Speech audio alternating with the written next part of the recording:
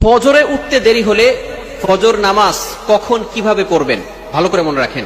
অনেক সময় আমরা নামাজ পড়ি, 5 ওয়াক্ত নামাজই পড়ি, ফজরের নামাজও পড়ি, কিন্তু অনেক সময় ফজর নামাজে উঠতে লেট হয়ে যায়।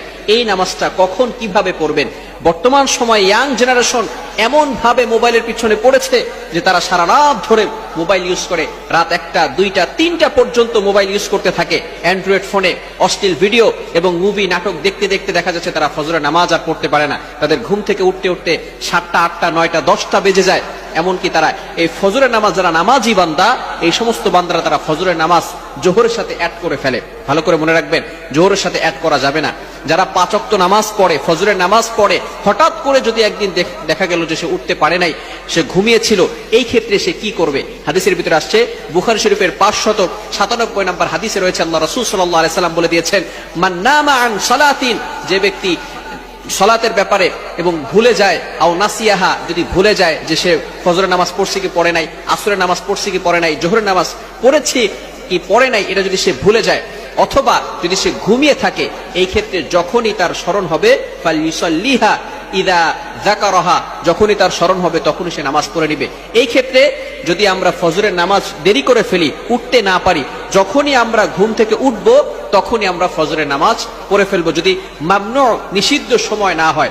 অর্থাৎ যখন সূর্য উদয় হয় এই সময় নামাজ পড়া যাবে না, নামাজ পড়া হারাম। সূর্য উঠে যাওয়ার পরে আপনি যখনই উঠবেন, ঘুম থেকে উঠার পরেই আপনি নামাজটা পড়ে নেবেন। ভালো করে মনে রাখবেন, অনেকে আছে আমরা মনে করি যে এখন তো নামাজ পড়তে পারি নাই, জোহরের সাথে আমরা অ্যাড করে নিব। যদি এমন চিন্তা করেন, আবার অনেকে এভাবে নিয়ত করে ঘুমায় যে আমি একটু লেট করে ঘুমিয়েছি, আমি 10টার সময় উঠে তারপরে আমি ওই 10টার সময় ফজরের নামাজ পড়বো। খবরদার, এটা কিন্তু গুনাহের কাজ হবে।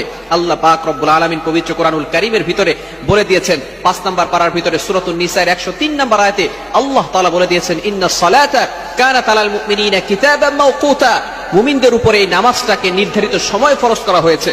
সুতরাং ফজরের নামাজের যে নির্ধারিত সময় আছে এই সময় পড়তে হবে, জোহরের নামাজের যে নির্ধারিত সময় আছে এই সময় পড়তে হবে, আসরের নামাজের যে নির্ধারিত সময় আছে এই সময় পড়তে হবে। আপনি যদি ইচ্ছাকৃত ভাবে নিজেই নিয়ত করে রাখেন যে আমি ফজরের নামাজ 10টা 11টার সময় পড়বো, 7টা 8টার দিকে পড়বো, তাহলে কিন্তু অবশ্যই গুনাহগার হয়ে যাবেন।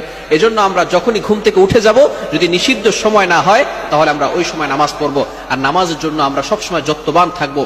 ধরুন আপনি ফজরের নামাজ পড়তে পারলেন না, যদি জোহরের আগেই আপনি ইন্তেকাল করেন, তাহলে কিন্তু এই ফজরের নামাজের ব্যাপারে আল্লাহ তাআলার কাছে জবাবদিহি করতে হবে। আল্লাহ তাআলা আপনাকে ছাড় দিবেন না, আমাকে ছাড় দিবেন না। এজন্য নামাজের ব্যাপারে কখনো আমরা অবহেলা করব না। মিফতাহুল জান্নাতিস সালাহ, prayer is the key to heaven. নামাজ হচ্ছে বেহেশতের চাবি।